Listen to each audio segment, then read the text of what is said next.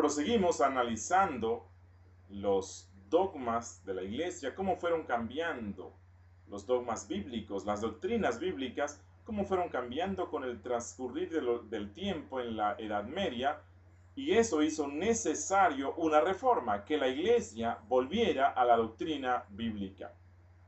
Y otro de los dogmas que cambió notoriamente fue el concepto de los sacramentos.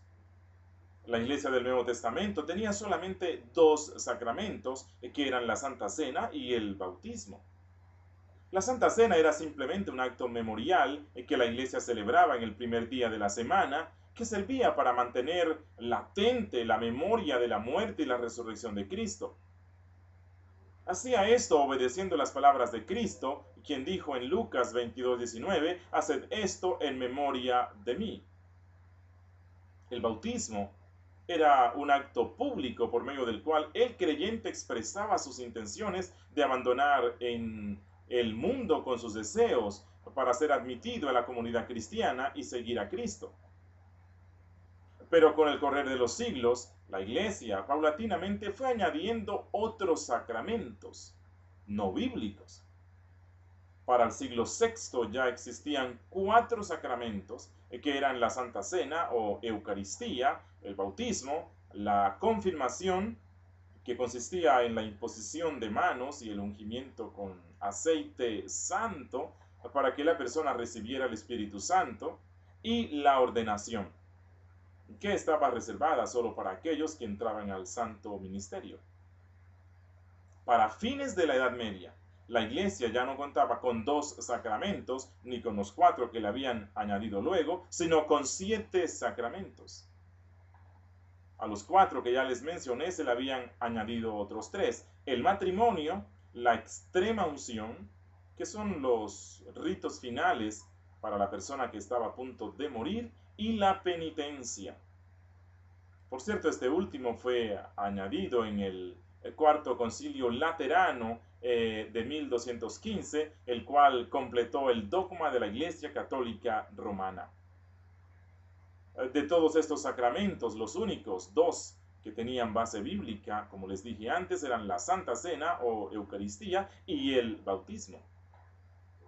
Desafortunadamente, la interpretación bíblica de ambos estaba equivocada.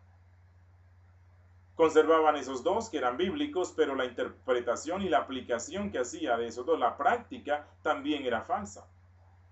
Ya vimos que en el caso del bautismo, la iglesia enseñaba, que sin tener base bíblica alguna para ello, que el bautismo tenía el poder de limpiar todo pecado. La Santa Cena dejó de ser tal para convertirse en la Eucaristía o la misa, la cual se celebraba en latín y había adquirido un nuevo significado espiritual, que era la repetición simbólica del sacrificio de Cristo por los pecados. Según esto, mediante el acto de consagración que el sacerdote hacía de los elementos, el pan y el vino se convertían en forma mágica en el cuerpo y la sangre de Cristo. Esta idea se convirtió gradualmente en el dogma de la transubstanciación, el cual fue aceptado oficialmente como parte del dogma de la Iglesia en el Cuarto Concilio Laterano de 1215. Pero no solamente el dogma o la doctrina, el cambio brusco, el retroceso que hubo en la iglesia, abandonando la Biblia con respecto a los dogmas, sino que también hubo prácticas populares que se fueron incrementando y consolidando en la Edad Media y que condujeron e hicieron necesario una reforma en el siglo XVI. La situación religiosa de la Edad Media se había deteriorado seriamente, no solo debido a la transformación de la doctrina, sino a ciertas prácticas populares que fueron aceptadas por la Iglesia e incorporadas como parte oficial de su dogma, después de una prolongada práctica popular. Las 2 prácticas más populares, que eran una desviación bíblica, que condujeron a la reforma, fueron la mariología y la intercesión de los santos. ¿Qué es esto de la mariología? Bueno, este término se usa para referirse a la tradición que en la práctica es equivalente a la adoración de exaltar a la Virgen María a un estado de elevada